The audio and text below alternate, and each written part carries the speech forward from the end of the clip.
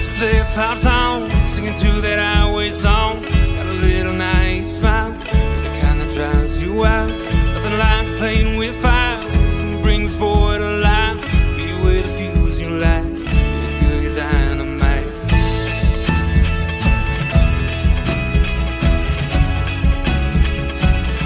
You made my day when you walked and sat down beside me, whispered with your eyes, let's go. You made me say, what's your name, girl, you're lonely. Can I call you if I ever go down this road? And I can't seem to find the thing I want.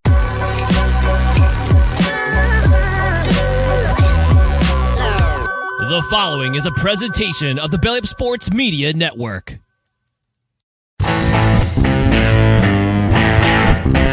14:20 in the morning, 14 minutes and 20 seconds worth of sports talk to get you through your daily commute. Hot takes, recaps, best bets, and a little humor to get your day going in the right direction. Sit back, grab your coffee, and let's get into it.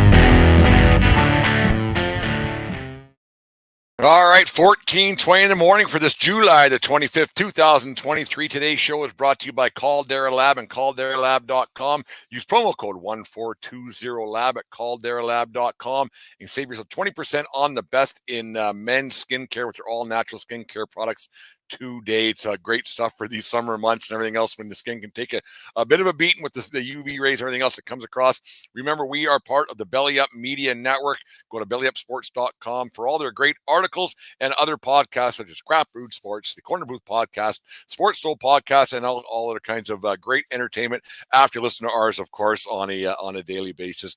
Thank you very much for listening to our show each and every day and watching it if you are watching it on YouTube as well. Might have to do a little bit of rebranding. 14:20 in the morning has kind of turned into 14:20 at noon. Might be a little bit easier to get it out there. Sometimes things get a little bit tough. You're putting these shows out on a daily basis, and that can get a little bit overwhelming at times when you're trying to do all the promotions and everything else to get going. I'm not crying, and I'm not playing a little fiddle here, but sometimes things can get a little bit overwhelming, like I said. But thank you very much for everybody who's listening and watching our show as we get up to our third anniversary on August the 20th, I believe it is. I think I get that date wrong all the time, but no, it's the 20th. It's the 20th of August. It's the day after Deanne's birthday. I never forget that. But anyways, Major League Baseball has its rivalry week happening right now. The Subway Series gets going tonight in the Bronx, New York City, with the Mets and the Yankees squaring off. You got the Cubs playing their crosstown rival, Chicago White Sox, in the crosstown series. The A's Giants get going tonight as well with the Bay Bridge Series. Rangers Astros got going last night with the Battle for Texas, and Marlins Rays for Battle of Florida. I'm sure they have their own special names for what their series are and everything else, but you wonder if Major League Baseball does enough to promote themselves. We know they make a lot of mistakes trying to promote themselves. They try to change the game, reinventing things here and there. But does baseball do enough to promote themselves with these crosstown rivals, with these interstate rivalries? Could be a few other ones that they could get going. One that comes to mind for me is, why aren't the Toronto Blue Jays and the Detroit Tigers playing each other? They're a geographical rival. They have a long history. It's a bit of a one-sided rivalry right now, but it's one that's been going on for quite some time since the Jays entered the league in 1978, wherever it was. And you go back to those series that the Jays and the Tigers had back in 85 and 87, I think it was, how they just battled it out all the way through. And it was a great series, great baseball back then. And it would help pack the park in Detroit, where it doesn't get very, very good crowds nowadays because of their problems that they do have with that franchise, and things aren't going great. So you wonder if a series where people from Windsor, Ontario, which is actually south of Detroit, if you want to get all geographical about it, people from Windsor would come and watch the Jays game. There's more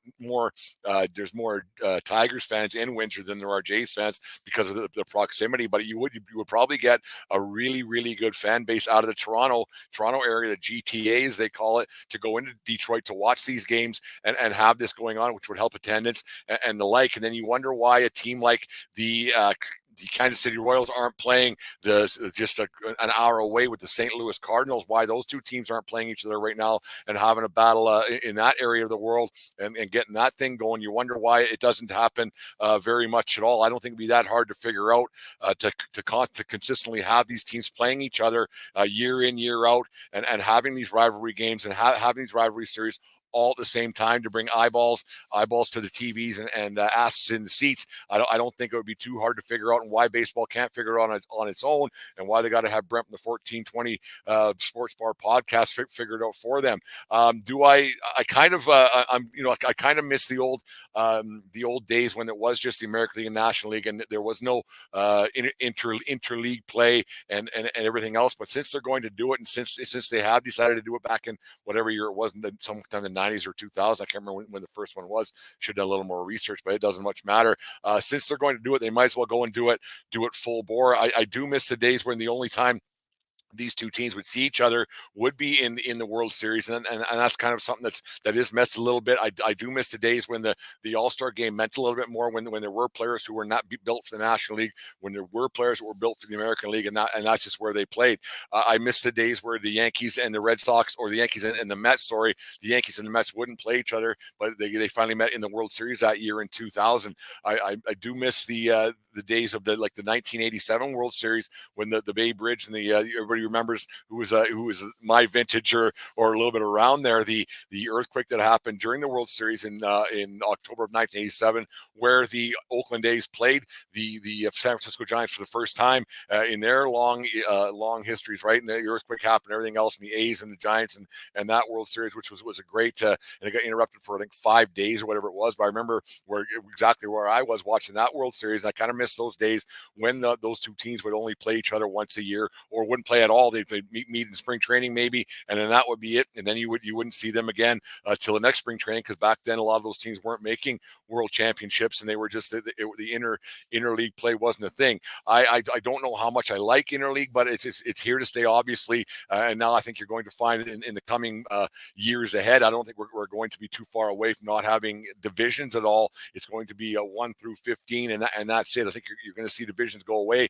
because teams have a balanced schedule now more than ever, and there's less and less teams playing each other. You don't have Yankees, Red Sox 19 times, which was starting to wear on people, because it was on ESPN all the time and everywhere else. And if you ever get a chance to listen to, and you should get a chance to listen to it, to the Pesky Report, and listen to Hogdale, he went on a rant about just ESPN. Enough is enough. And Hogdale had quite the rant, and he sounded like an older man than I am. I think he's only 23 years old, but it was quite the rant that old Hogdale went on. I got to get him on the 1420 podcast to talk some Red Sox baseball and everything else. But you wonder why the world or the Major League Baseball can't figure it out, can't have all these rivalries all wrapped into one. I'm sure there's some that I've missed as well. I'm sure there's ones that I forgot, or I just alluded to. But why the Dodgers and the Angels aren't playing this week, when the Dodgers are actually playing the Blue Jays, and the Angels are actually playing the Detroit Tigers? So just flip-flop those teams, and there, bing, bang, boom, it's done. They have airplanes now for modes of transportation. I understand that the Jays were in Seattle this past weekend playing there, which always is a great draw. People from Vancouver, BC, and some Alberta, Saskatchewan, whatever it might be, head to Seattle to watch that series. And I've been down a couple of times for that, and it's a great time. It's a great rivalry for the fan base. I don't know how much of a rivalry there is between the Seattle Mariners and the Toronto Blue Jays, obviously, but the fans pack the place from Toronto. For the Blue Jays fans from all over the lower mainland and throughout BC and Alberta, like I said, end up in Seattle for the weekend. And it's not just for Swifty Fest that was there this weekend, but for baseball fans alike. So the city of Seattle probably enjoys that yearly, and they have that around the same time of year every year. I believe it is, but why baseball hasn't been able to figure that out and get this on the same year every year, kind of like how college baseball or college football does it, how their rivalry games are the same every year, whether it be on the Thanksgiving weekend or the Red River rivalry or whatever it might be, or all the rest of the ones. The Notre Dame USC game is on the Saturday of Thanksgiving weekend, or if it's if it's at Notre Dame, they play it in the third weekend of October, and you just know when these games are going to happen. I don't know why baseball can't do this exact same thing. I don't know why baseball can't figure it out. If I'm figuring out here at 1420 World Headquarters that if you want to get asses in the seats, you continue to do it during this week when the dog days of summer are starting to lead in. It's a little bit hot. It's a little bit going on. Your teams might be out of the playoff contention already, but if you get those instantaneous rivalries that are happening, you get more eyeballs on the screen, you get more asses in the seats. I think it's pretty simple. A really good way they could do this is somehow piggyback it with the Hall of Fame inductions that happened this past week. And I'll just stop for a second. Can somebody please tell me where I can watch this darn thing year in, year out? Maybe it's just a Canadian thing though. It doesn't get a bunch of coverage, but no matter what, year in, year out, I cannot find the damn Hall of Fame inductions. You have to really search for it. You have to hunt for it. It's not advertised at all. I know Major League Baseball Network does it, but we don't get Major League Baseball Network up here. Not all people, but like most don't in their cable packages.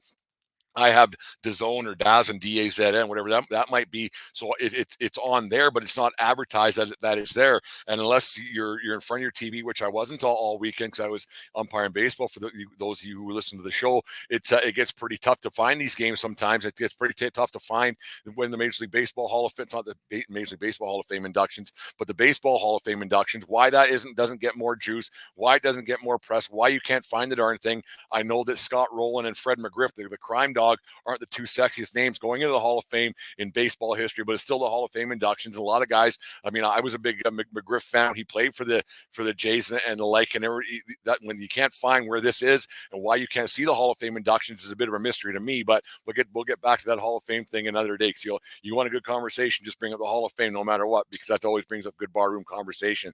But getting back to rivalry week in baseball, it is good for baseball. I've been to a Subway Series last year. We went to a couple of games in New York City. I've been to Anaheim and LA. I've been to those games before as well, and I don't understand why every team doesn't find their natural rival, their interdivision rival, or something to make it all happen in the same week and make baseball interesting. And you watch these games a little bit. Why they can't figure this out is a mystery to me. I don't think it's that hard. I don't think it's a bad idea to have these games midweek, where, like I said, ticket sales are a little bit tough. Ticket sales can be hard on the Monday, Tuesday, Wednesday.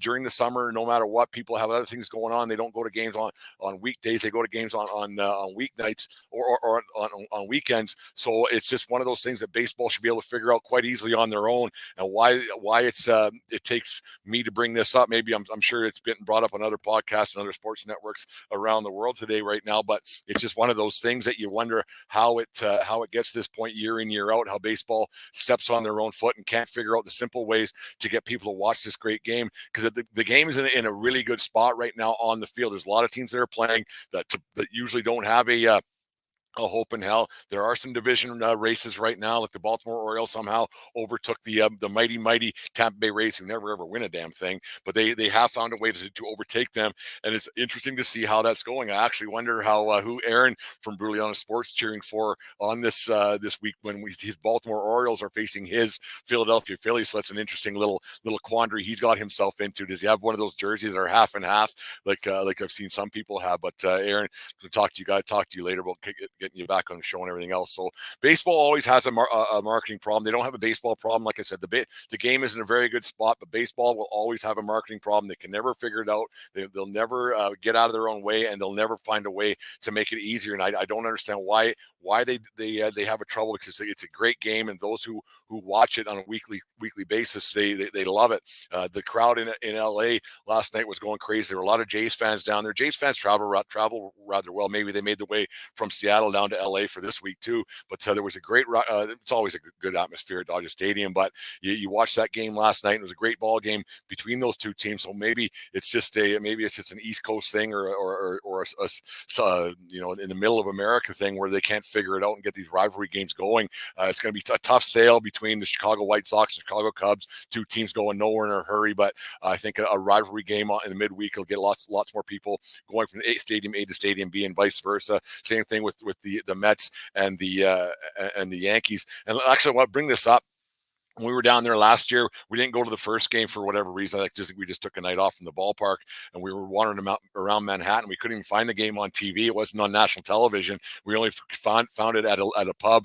We were walking by and found that it was on, so you couldn't even watch the game on national television. You had to have an app somewhere and watch it, which is odd how those games wouldn't have been on television. You live in Manhattan, you can't even watch the freaking Yankees and the Mets. Makes no sense to me how baseball can't figure this out and get these blackouts figured out on a nightly basis. It's a mystery to me why it's always everything's so hard with baseball. Why their marketing team doesn't try to get this thing figured out a little bit better. But maybe they should give Brent a call at the 1420 World Headquarters, and he'll let you know how to do it. But Rivalry Week's good. Rivalry Weeks are all great in every sport, and it should be a lot of fun watching some of those games tonight and hopefully they bring back some memories for people who watch those games. Like I said, the '87 World Series, and I don't understand why they don't have Tigers and Jays going at it right now, and then bring back some of those memories from Doyle Alexander pitching for the Detroit Tigers. Remember Doyle Alexander, Alan Trammell, and the like. Those were great baseball games back in the day. But anyways, that's my little rant for the day here at the 14:20 in the morning or 14:20 at noon. Might have to do some rebranding of this whole 14:20 thing in the very near future and figure something out. I like doing it; just becomes a little bit of effort that sometimes I just don't have it in me after the weekend that I had and the Dave and I show. If you haven't checked that show out yet, make sure you guys give that one a listen because it was a lot of fun last night. We went down some different rabbit holes, ended up talking about Elvis Costello and the situation and whatever from Jersey Shore, and Theron Fleury somehow popped his ugly head into our show, which is like once every few months. Fleury gets talked about here at 14:20 in the morning, 14:20 World Headquarters. Anyways, a little word from our sponsor from Caldera Labs. Summer is here, everybody. So as the sun shines and you feel like you're standing on the surface of the sun while you're outside, your skin deserves the utmost attention. Fortunately, our friends at Caldera Lab are here to ensure your skin is well prepared for the season ahead. Ever since I incorporated Caldera Lab into my routine, taking care of my skin has never been simpler. Their products are clinically proven and help visibly reduce wrinkles, fine lines, and signs of aging. Gain confidence and an impeccable first impression this summer. Don't miss out on joining the skincare revolution trusted by countless men by using promo code 1420LAB at calderalab.com to enjoy an exclusive 20% off their finest products. Caldera Lab creates a high-performance men's skincare with the regimen, and it leads off their way with a product lineup of a twice-a-day routine to transform your skin. Inside this, you'll find the clean slate, the base layer, and the good. Caldera Lab is made with top-tier ingredients and is a great addition to your daily routine, taking less than a minute morning and night to help reduce your wrinkles, fine lines, and signs of aging. Avoid being the butt of everyone's jokes with your skin this summer when you go to those parties out on the lake or whatever you're doing, and get everything going with Caldera Labs. I love it. It's done a number for my skin. But anyways, get 20% off by using our code, as you can see on the bottom of the screen there if you're watching on YouTube, by using promo code 1420LAB and get yourself 20% off the best in men's skincare today at calderalab.com. Thank you very much for sponsoring the show for you guys at Caldera Lab. Let's get to on this day, since some Let's get you guys out of here. On this day in 1978, Pete Rose set the National League hit streak record by hitting in his 38th consecutive game by going 3 for 4 in a 9-2 loss to the New York Mets in front of 38,158 fans at Shea Stadium in New York. Rose would go on to hit in 44 consecutive games that season, which is still currently third all-time for hit streaks. The Hit King, as he calls himself, well, everybody should, would hit 302 that season for the Reds, who would finish with a record of 92-69, good for second place in the National League West, 2.5 games behind the Los Angeles Dodgers. So on this day, he hit in game number 38 in a row. That is Pete Rose. He's probably a Hall of Famer. He won't go until he dies. We talk about that ad nauseum. Everybody does. You want to get in a good conversation, just talk about Pete Rose. And happy 56th birthday to Jays legend and two-time World Series champion with the Toronto Blue Jays, Ed Sprague, who was born on this day in 1967 in Castro Valley, California. Sprague was drafted out of Stanford University in the first round of the 25th overall in the 1988 amateur draft, and spent 11 years in the big leagues with stops in Toronto, Oakland, Pittsburgh, San Diego, Boston, and Seattle. Sprague hit 152 home runs with 558 RBIs and a career batting average of .247 while in the big leagues in 1,203 games played. A long career, one of the an all-timer with the Toronto Blue Jays, not a Jersey retired guy, but everybody knows Ed Sprague, and there's his home run in the 1992 World Series, or 92 World Series versus the Atlanta Braves, and that great pitching staff off of Jeff Reardon, one of the all-time greatest relievers of all time. Anyways, very good show. Thank you very, very much for listening to the show today. Happy birthday to Ed Sprague. And if you're going to a game this weekend or this week, going to one of those rivalry games I was just bitching about, make sure you go to SeatGeek.com, the SeatGeek app, and use promo code 1420POD at SeatGeek.com today and save yourself $20 on your first purchase. And thanks for listening to the show. Make sure you tune in to some other shows throughout the day, throughout your week, on all your holiday travels. If you're going on a vacation and you need to put something in your ears when you're sitting in the airport or driving across the country or whatever you might be doing, sitting at a beach or whatever you got going on, be sure to take the boys from the 1420 podcast with you. We appreciate all the support you guys give us. Get yourself some merch at our merchandise store, which I'll put up in the show's notes today. But yeah, thank you guys for listening and putting up with us for almost 3 years of this crap. So it's been a lot of fun. Like I said, it gets a little bit tough at times, but we keep pushing through and putting it out there because we know we like the support that you guys give us and get a little a pat in the back once in a while. It feels pretty good. So anyways, as always, have a great day. Enjoy your holiday season or your summer holidays. Not your holiday season, I guess that's Christmas, but enjoy your summer holidays and always remember, it doesn't matter where you are, it's who you're with. Have a good day, folks. We'll talk to you tomorrow. You just listened to the 1420 Sports Bar Podcast. 4 beer with the sports talking a whole lot more. We are part of the Belly Up Media Network. Let's get into it.